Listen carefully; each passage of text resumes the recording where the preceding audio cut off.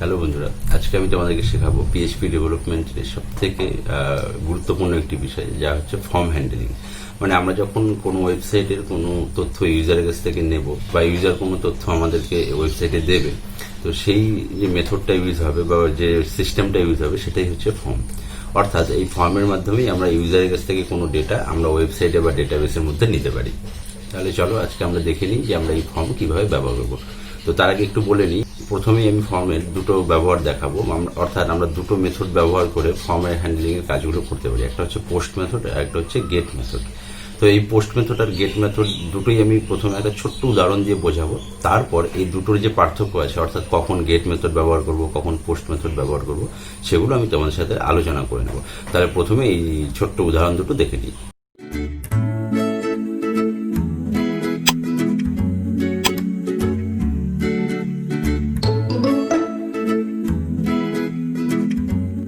Form করার জন্য আমরা প্রথমে একটি HTML এর পেজের মধ্যে একটি ফর্ম তৈরি করে নিলাম। এখানে আমরা দুটো ইনপুট নিয়েছি, দুটোই টেক্সট নিয়েছি, আর একটি সাবমিট বাটন নিয়েছি। তো এবার এখানে আমরা দুটো টেক্সট ইনপুট করব এবং সেটা সাবমিট করলে তার উপর বেস করে আমরা কোনো কাজ করতে যাব। তো এখানে এই ফর্মটা HTML এর পুরোটাই কাজ। তো এখানে আর দুটো জিনিস অ্যাড করতে হয়। একটা হচ্ছে মেথড, মানে আমরা কোন মেথডে এটার কাজগুলো করব, গেট না পোস্ট। তো আমি প্রথমে গেট মেথডে করছি। সরি, এখানে শুধু গেট লিখবো। আর দিতে হবে অ্যাকশন, মানে আমার এখানে প্রত্যেকটা ভ্যালু নিয়ে যে অ্যারেটা তৈরি হবে সেটা কোন পেজে যাবে। তো আমি এখানে অ্যাকশানে নিজের পেজেও দিতে পারি বা চাইলে আমি অন্য কোনো পেজেও পাঠাতে পারি। তো আমি প্রথমে যেটা দেখাবো সেটা নিজের পেজেই দেখাচ্ছি। এখানে একদম নর্মালি শুধু সেই পেজের নামটা লিখে দিতে হয়। আর যদি নিজের পেজে করতে হয় তাহলে এখানে লিখতে হয়, এখানে PHP দিয়ে আমরা আমাদের পেজের অ্যাড্রেসটা এখানে দেব। এখানে লিখে দিচ্ছি ইকো, এখানে দেব সার্ভার, এটাও একটা গ্লোবাল ভেরিয়েবল।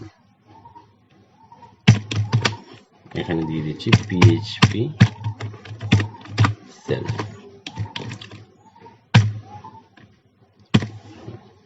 তাহলে এটা হচ্ছে আমাদের যে আমরা যে পেজে কাজ করছি তার অ্যাড্রেসটা এখানে চলে আসবে।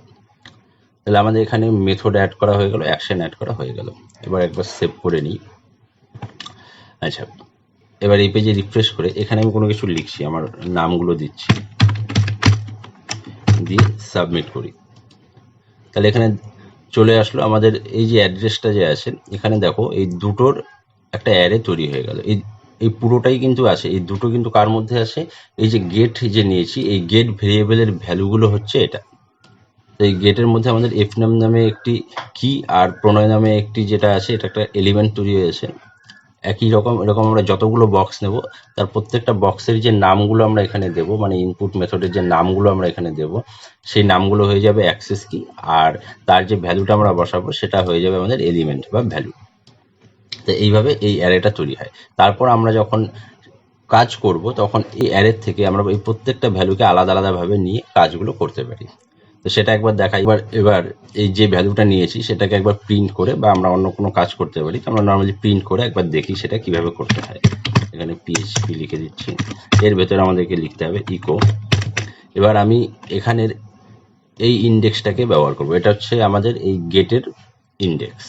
আমি এখানে লিখবো, ভেরিয়েবলটা দেবো, এটা গ্লোবাল ভেরিয়েবল। তো এখানে লিখছি গেট, ব্র্যাকেটে লিখে দেবো এর ভেতরে আমরা যেটা নিয়ে কাজ করব, এফ নেম নিয়ে কাজ করলে এফ নেম, এল নেম নিয়ে কাজ করলে এল নেম, এরকম যেটা নিয়ে কাজ করবো সেটা এখানে লিখে দিতে হবে।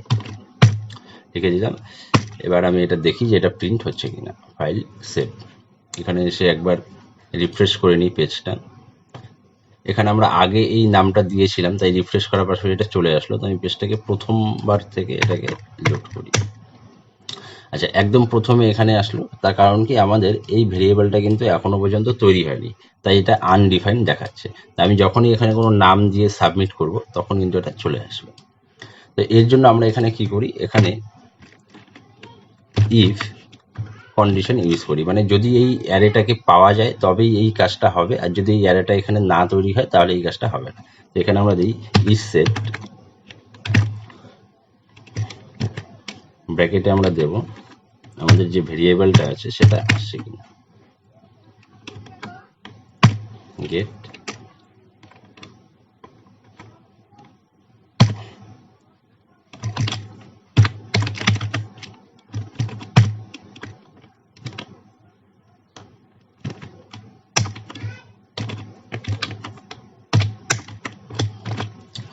এবার একবার ফাইলে গিয়ে সেভ করি আর পেজটাকে প্রথম থেকে রিলোড করি, তাহলে এবার কিন্তু এটা আসবে না। অর্থাৎ এখানে আমি একটি কন্ডিশন লাগিয়েছি যে যদি আমাদের এই ভেরিয়েবলটা তৈরি হয় বা থাকে তবেই এটা প্রিন্ট হবে, আর যদি এটা না থাকে তাহলে এটা প্রিন্ট হবে না।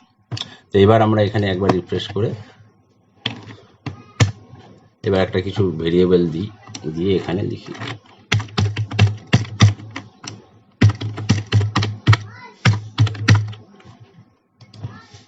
তাহলে এখানে চলে আসলো। আমি ফার্স্ট নেমটা এখানে প্রিন্ট করেছি, চলে আসলো। একই রকম আমি যদি লাস্ট নেমটা নিতে চাই সেই ক্ষেত্রেও আসবে। আমি এখানে অ্যান্ড দিয়ে লাস্ট নেমটাও করে দিচ্ছি।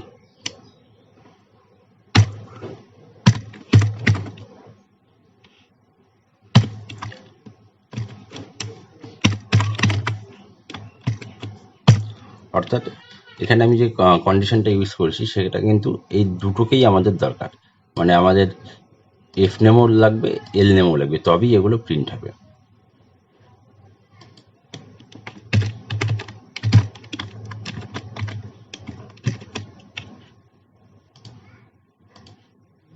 এখানে এবার শুধু একটা নাম দিয়ে আমরা যদি করি, আচ্ছা পেজটাকে আমি লোড করে নিই, একবার রিলোড করি। এবার আমি যদি একটা নাম দিয়ে করি তাও কিন্তু চলে আসলো। তার কারণটা হচ্ছে আমাদের এখানে এফ নেম এবং এল নেম দুটোই তৈরি হয়েছে। এবার আমি যদি এখানে একটাকে মুছে দিয়ে করি তাহলে কিন্তু আসবে না, তার কারণে এখানে এল নেমটা নেই, আর আমার এখানে দুটোই আমার এখানে লাগবে। তো এবার আরেকবার দিয়ে দিই, এবার চলে আসলো। একই রকম আমি এই দুটোকে পাশাপাশি লিখতে পারি।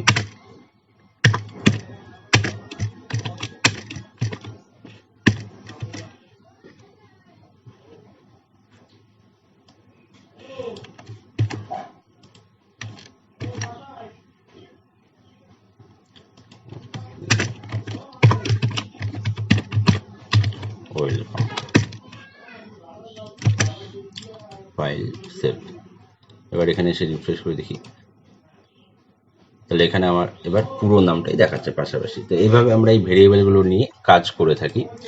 তো এটা গেল গেট মেথড। তো গেট মেথডে একটা জিনিস দেখো, এখানে পুরো অ্যারেটাকেই দেখা যাচ্ছে আমাদের, কিন্তু এটাই আমরা যদি এখানে শুধুমাত্র পোস্ট মেথড দিয়ে করি তাহলে আর এই অ্যাড্রেসে আমরা এটা দেখতে পারবো না।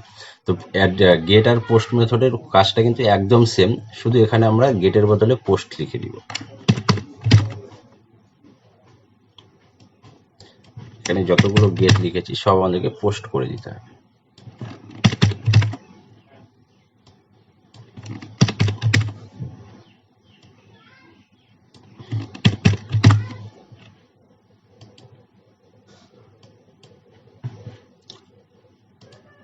আচ্ছা এবার এটা কেটে দিয়ে প্রথম থেকে পেজটা লোড করছি।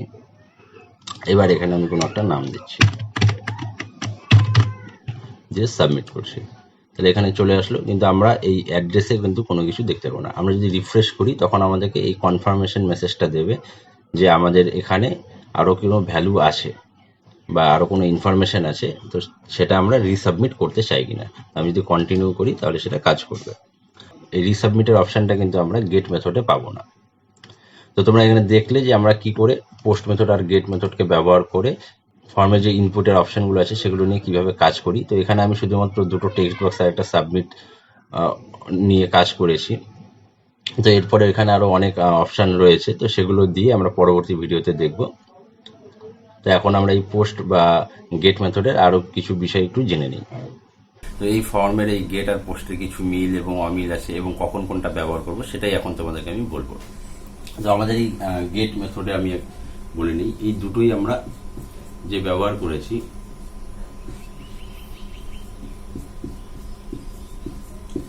এই দুটোর মিল কি, এই দুটোই হচ্ছে গ্লোবাল ভেরিয়েবলস। গ্লোবাল ভেরিয়েবলস সম্পর্কে আগে তোমাদেরকে বলে দিই, তোমরা যদি না জানো। গ্লোবাল ভেরিয়েবলস হচ্ছে এই ভেরিয়েবল নামগুলো আগে থেকে আমাদের এই পিএইচপি স্ক্রিপ্টিং ল্যাঙ্গুয়েজে দেওয়া আছে। আর কি হয়, আর এগুলোকে আমরা পিএইচপির যে কোনো জায়গা থেকে, কোনো ফাংশন থেকে, কোনো ক্লাস থেকে, যে কোনো জায়গা থেকে এদেরকে আমরা কল করতে পারি। তার জন্য আমাদেরকে স্পেশাল কোনো কাজ আর করতে হয় না। তো এই জন্য এগুলোকে বলা হয় সুপার গ্লোবাল। যখন আমরা ফর্ম থেকে কোনো ডেটাকে পাস করাই তখন কি হয়, এই সবগুলো ভ্যালুকে এই দুটোই অ্যারে হিসাবে পাস করে, মানে এদের মধ্যে একটা অ্যারে তৈরি হয়। তো সেই অ্যারেগুলোকে এরা পাস করে, তার মানে দুজনই অ্যারে তৈরি করছে, এটা হচ্ছে এদের মিল। তো এই দুটোই নর্মালি এদের মিল, এছাড়া বাদ বাকি যেগুলো বলবো সবই হচ্ছে অমিল। তো আমি প্রথমে যেটা বলে দিই, আমরা দেখেছি যখন আমি গেট দিয়ে কোনো কাজ করেছি তখন কি হয়েছে, গেটের ভ্যালুটা আমাদের ভিজিবল ছিল, মানে আমরা কি পাঠাচ্ছি সেটা ইউআরএল এর মধ্যে দেখা যাচ্ছে। কিন্তু আমরা যখন পোস্টের ব্যবহার করছি সেটা কিন্তু আমাদের ইনভিজিবল। তাহলে একটা জিনিস দেখো, আমরা এটা ভিজিবল, এটা ইনভিজিবল। তাহলে এর মাধ্যমে একটা কথা আমরা বলতে পারি যে আমরা যখন কোনো সেন্সিটিভ ডেটা পাঠাবো, যেমন log in credential, password, user name, এগুলো যখন পাঠাবো তখন আমরা কি এই পোস্ট মেথডটাকে ব্যবহার করব। আর যখন কম সেন্সিটিভ কোনো ডেটা পাঠাবো বা শুধুমাত্র রিকোয়েস্ট বেসড কোনো ডেটা পাঠাবো তখন আমরা এই গেট মেথডটাকে ব্যবহার করব। তারপর কি বলি, এটা যেহেতু ভিজিবল, এটা ইউআরএল দেখা যায়, তাহলে আমরা ইউআরএল থেকে এর সরাসরি ভ্যালুগুলোকে চেঞ্জ করতে পারি, মডিফাই করতে পারি। কিন্তু এটা যেহেতু দেখা যায় না, সেটা আমরা করতে পারি না। তো এগুলো গুরুত্বপূর্ণ বিষয়। এছাড়াও আমাদের নর্মাল কিছু ব্যাপার আছে, যেমন আমরা বলি, যেমন এটা যেহেতু ইউআরএলটা দেখা যাচ্ছে বা ইউআরএলটা পুরোটা ওখানে আসছে, তাই এটা ক্যাশে হতে পারে, মানে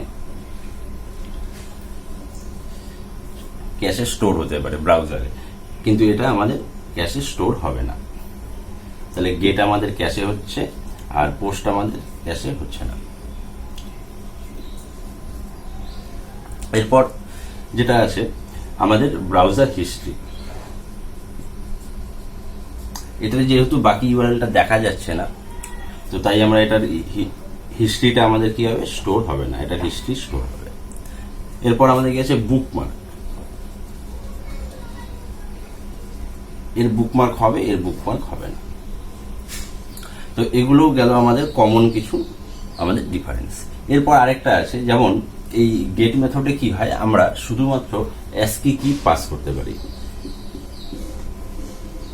আর পোস্ট মেথডে আমরা বাইনারি বা অন্যান্য যা আছে আমরা সবকিছুই এটাতে পাস করতে পারি। এবং সব থেকে যেটা গুরুত্বপূর্ণ সেটা হচ্ছে এর কিন্তু একটা সাইজ লিমিট আছে। নর্মালি সেই সাইজ লিমিটটা 2 MBর নিচে হয়ে থাকে, মানে 248টা ক্যারেক্টারের বেশি আমরা পাঠাতে পারি না। আর পোস্টের কি হয়, এর কোনো সাইজের কোনো লিমিট নেই, নো লিমিট। তাহলে এখানে আমি দুটোই তোমাদেরকে দেখালাম যে গেট মেথডের কিভাবে কাজ হয়, পোস্ট মেথডের কিভাবে কাজ হয়, এবং আমরা এটার দুটোর মধ্যে যে ডিফারেন্সটা আছে সেটা আলোচনা করলাম। এবার তোমরা বুঝতে পারলে যে আমরা কখন কোনটাকে ব্যবহার করব।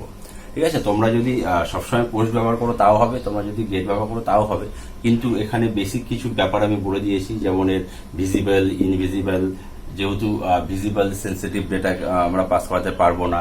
ঠিক আছে, তো এগুলো তোমাদের এখন কাজের সময় তোমরা ভেবে নিয়ে যে তোমরা কি ধরনের কাজ করছো তার উপর বেস করে তোমাদেরকে অ্যাপ্লাই করতে হবে। তাহলে আজকে এই পর্যন্তই থাকছে। এর পর দিন আমি তোমাদেরকে এগুলোরই আরো ভালো করে এর ব্যবহারগুলো আমি তোমাদেরকে দেখাবো। সেই ক্লাসের ভিডিও পাওয়ার জন্য যদি এখনো সাবস্ক্রাইব করে না থাকো তাহলে চ্যানেলটিকে সাবস্ক্রাইব করে নাও, আর পাশে থাকা বেল আইকনটি প্রেস করো, তাহলে আমার যে ভিডিওগুলো আমি আপলোড করবো সেগুলোর নোটিফিকেশন সবার আগে তুমি পেয়ে যাবে। তাহলে আজকে এই পর্যন্তই, দেখা হচ্ছে পরের ভিডিওতে।